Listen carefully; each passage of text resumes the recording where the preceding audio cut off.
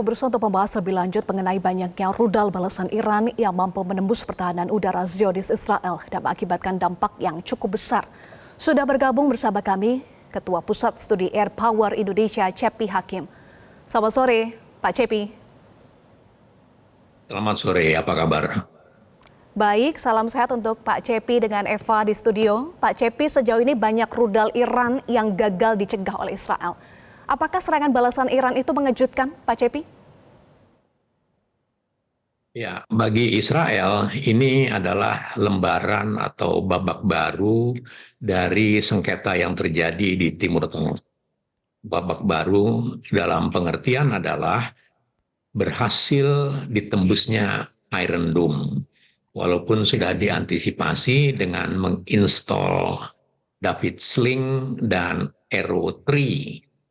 Untuk diketahui, Iron Dome untuk menahan serangan-serangan jarak pendek, David Sling jarak menengah, dan Arrow 3 untuk jarak jauh. Akan tetapi, Iran memang kelihatan sekali sudah menyiapkan diri dalam rentang waktu yang cukup lama, karena dia melaksanakan di dalam tata kelola perang atau pertempuran udara, itu kuncinya adalah surprise attack. Dan surprise attack yang dilaksanakan pertama kali oleh Iran beberapa hari yang lalu, itu kombinasi dari peluru kendali balistik jarak menengah, jarak jauh, jarak dekat, plus ratusan drone yang menembus ketiga sistem pertahanan yang solid dari Israel. Jadi sekali lagi, pasti Israel akan terkejut dengan bagaimana pertahanan mereka yang begitu solid bisa ditembus oleh Iran sekarang ini. Dan sebagai pengetahuan bahwa Israel sudah dari sejak berdiri pada tahun 1948 itu memang sudah mendesain angkatan perangnya dalam desain yang ofensif dan sekaligus membangun sistem pertahanan yang sangat kuat dan solid. Iron Dome adalah turunan dari teknologi yang dikembangkan pada Perang Dingin oleh Ronald Reagan pada tahun 83 yang bernama Strategic Defense Initiative, yaitu berupa pagar imajiner yang akan membendung serangan-serangan ICBM, Intercontinental Ballistic Missiles, dari Pakta Warsawa yang diarahkan ke negara-negara NATO. Dan itu dikembangkan oleh Israel menjadi Iron Dome. Jadi Iron Dome, David Sling, dan Arrow 3 adalah pagar imajiner untuk membendung serangan udara. Disinilah kuncinya, wilayah udara sebuah negara menjadi sangat rawan dan kritis apabila dia berhadapan dengan ancaman. Jadi Iran melakukan surprise attack dengan kombinasi serangan ya Pak Cepi. Salah satu kemudian yang menjadi pembahasan publik internasional adalah soal rudal sijil yang disebut mampu mengacaukan sistem pertahanan Israel termasuk Iron Dome. Nah, apa yang Anda ketahui terkait dengan rudal sijil ini Pak Cepi? Ya, rudal yang disebutkan itu hanya salah satu dari sekian banyak kombinasi yang didesain dalam sebuah sistem besar yang bernama Network Centric System. Jadi perang modern pada saat ini kita berada dalam teater perang yang total dan smart ya, dan cerdas. Tidak lagi angkatan perang melawan angkatan perang atau angkatan udara berhadapan dengan angkatan udara, tetapi sistem melawan sistem. Sistem pertahanan keamanan nasional melawan sistem pertahanan keamanan nasional yang didesain berada dalam kawasan cyber world namanya. Ciri khas dari cyber adalah 3 hal, yaitu penggunaan artificial intelligence, autonomous system, dan penggunaan drone. Cyber telah menjadi domain kelima dalam teater perang, dalam teater pertempuran setelah daratan, udara, daratan, perairan, udara, dan ruang angkasa. Jadi dia domain yang kelima. Dan istimewanya dari domain kelima ini adalah dia bisa memasuki domain-domain lainnya. Tidak seperti darat, laut, udara, dan ruang angkasa yang terpisah dalam batas-batas barrier yang jelas, tetapi cyber dia bisa menembus apa saja dan tidak terlihat. Itu sebabnya makanya dibutuhkan kecerdasan dalam desain sistem pertahanan, keamanan, maupun sistem penyerangan udara. Dan kalau kita melihat dan kalau kita mengikuti air battle India di Kashmir, India lawan Pakistan, dan di Timur Tengah Israel dan Iran, maka tidak bisa disangsikan lagi bahwa wilayah udara adalah wilayah yang sangat rawan bagi eksistensi martabat sebuah negara. Jadi saya perlu garis bawahi Israel berhadapan dengan babak baru di mana ada peluru kendali yang bisa memasuki menembus sistem pertahanan pertahanan udaranya yang kuat dan masuk ke ibu kota negara Israel, sebuah lokasi yang sangat menentukan martabat sebuah bangsa. Iya, jadi pertempuran antara Iran yang membalas serangan Israel artinya menjadi ujian nyata kecanggihan teknologi militer keduanya ya Pak Cepi? Ya, ya, dan itu yang tengah kita saksikan. Makanya banyak pihak yang mengkhawatirkan peningkatan atau eskalasi dari pertempuran ini. Karena kita sama sekali tidak tahu sejauh mana Israel akan bertindak dan juga sejauh mana Iran akan melangkah. Dan tentunya kalau kita sudah melihat Iran dan Israel sebagai dua negara yang ditenggarai sudah memiliki persenjataan nuklir, maka yang turut menentukan nasib atau eskalasi dinamika pertempuran ini adalah induknya dari persenjataan nuklir itu. Kita tahu pengembangan persenjataan nuklir berkembang sejak Perang Dunia Kedua. Dan menjadi lebih cepat lagi eskalasi pengembangannya pada era Perang Dingin 44 tahun sejak tahun 47 hingga 91 saat bubarnya Uni Soviet.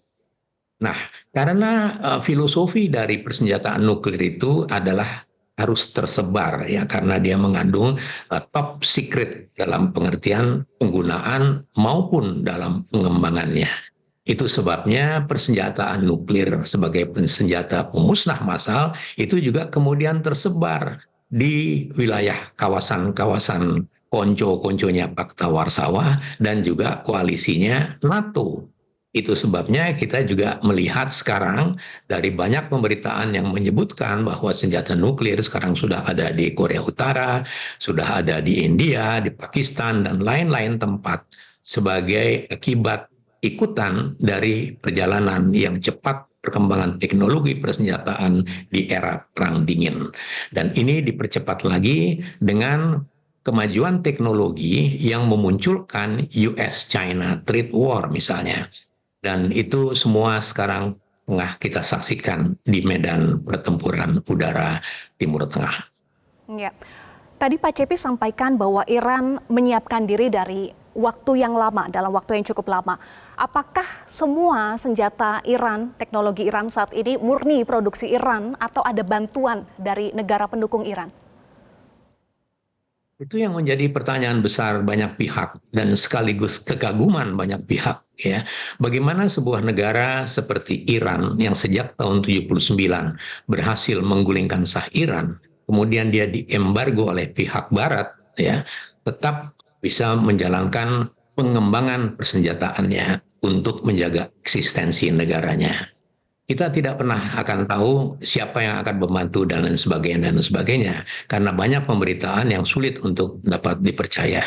Tetapi nyatanya Iran sekarang muncul dalam wajah baru sebagai sebuah negara di Timur Tengah yang terlihat mampu berhadapan dengan Israel.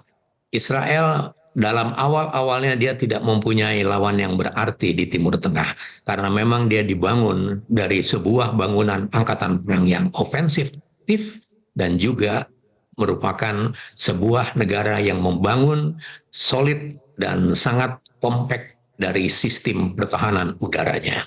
Karena posisi dia muncul di tengah-tengah negara Timur Tengah, dia sebagai sebuah negara yang dikelilingi oleh musuh-musuhnya.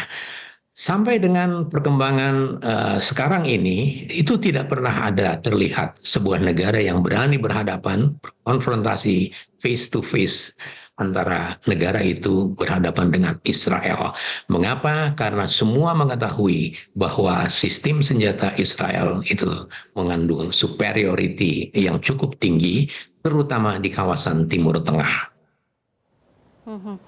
Ya, dengan eskalasi yang masih terus meningkat, Pak Cepi sampaikan sistem versus sistem, teknologi militer versus teknologi militer. Sampai kapan kekuatan teknologi militer Iran dan Zionis Israel ini akan sama-sama bertahan, dan sampai kapan eskalasi ini bisa mereda, Pak Cepi?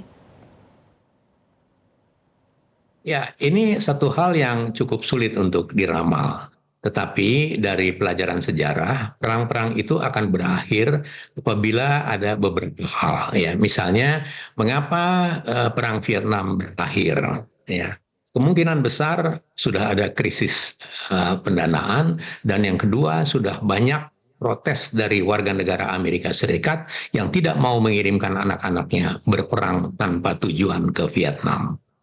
Kemudian pasca 9/11 itu juga kita bisa menyaksikan bagaimana Amerika 10 tahun setelah 9/11 baru berhasil membunuh Osama bin Laden di Pakistan, dan 10 tahun berikutnya lagi, yaitu 20 tahun setelah 9/11 pada tahun 2001, Amerika mengundurkan diri dari Afghanistan, sehingga muncul pameo yang mengatakan Afghanistan dari Taliban kembali ke Taliban.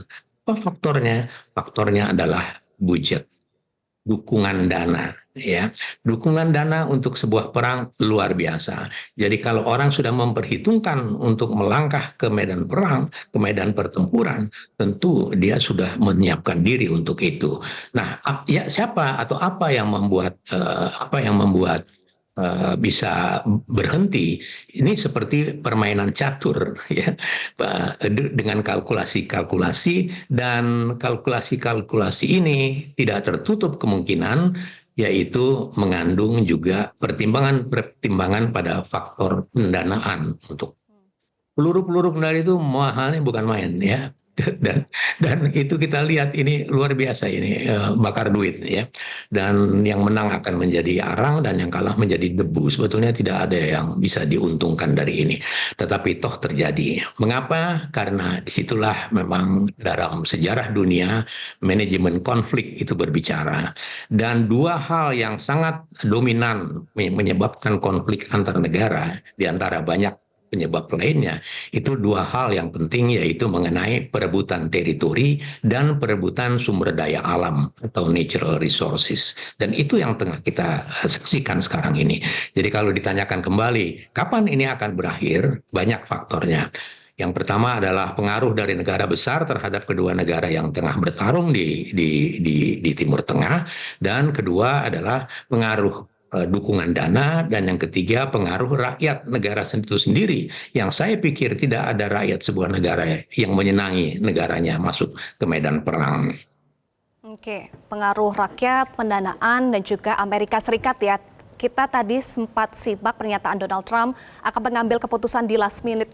Nah, bagaimana jika nantinya Amerika Serikat ikut bersama Israel untuk menyerang Iran? Apakah Iran juga masih punya kekuatan untuk terus membalas serangan Israel, Pak Cepi? Singkat saja. Ya, keterlibatan Amerika pasti terbatas, ya, pasti. Karena pasca 9/11 dia sudah tidak punya cukup lagi defense budget di Amerika. Ya, itu terbukti banyak hal. Yang kedua, Amerika sendiri dia menghadapi banyak masalah di dalam negeri, dan Amerika sendiri sekarang tengah berada di kancah perang US-China trade war yang tidak kalah membutuhkan sumber dana dibandingkan dengan perang terbuka yang secara militer, karena US-China trade war juga mengandung dukungan logistik nasional dalam dukungan administrasi logistik pemerintahan. Jadi apabila Donald Trump ingin mencampuri konflik Iran dan Israel tentu tidak seperti pada masa-masa yang lalu. Dia pasti mempunyai keterbatasan yang cukup tinggi sekarang ini. Mengenai bagaimana Iran, kita juga tidak bisa menerkanya siapa di belakang Iran. Tapi jelas ada ya, dan tidak mungkin Iran melaksanakan langkah ini tentu saja dengan penuh perhitungan, dengan calculated risk yang cukup jauh ke depan. Ya, kita lihat nanti ya kalkulasi masing-masing negara dan siapa saja negara di baliknya, karena tadi Anda sebut ini seperti permainan catur ya Pak Cepi. Terima kasih untuk analisa Anda, Ketua Pusat Studi Air Power Indonesia, Cepi Hakim, sudah bergabung bersama kami di Metro hari ini. Jelajahi cara baru mendapatkan informasi. Download Metro TV Extend sekarang.